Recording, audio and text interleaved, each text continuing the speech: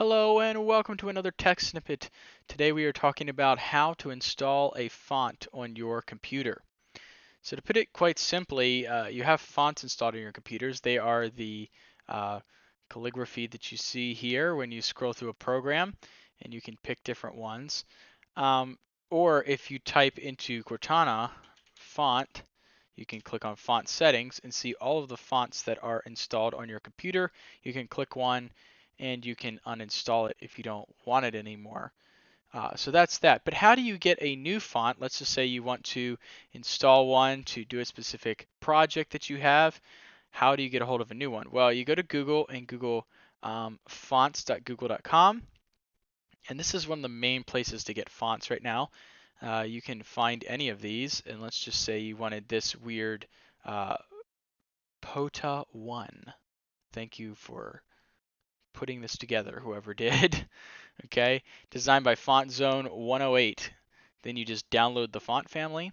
Downloads this zipped file, and I'm just going to click and drag it, hit that corner, and drop it on my desktop. Right click and hit extract all. Extract. As soon as I do that, it pops open the font family, and I can double click on the font and hit install. So it's going to take a few seconds to install it, and when it does, notice that I can then go to, and I got to remember it's POTA 1. I could go to something like Microsoft Word and search for POTA 1. There we go. There it is. Hello world. I have installed a font. So not too hard to do. And again, if I ever wanted to, I could if I wanted to uninstall it out of the computer, I just go to fonts in Cortana and I could uninstall it. Now it should be noted that there are lots of places that have fonts. Several other helpful ones I have found is this place called fontspace.com. They have quite a few really cool ones. You can find some abstract ones. Also, 1001 fonts, I think it is. Here, they have some pretty cool ones.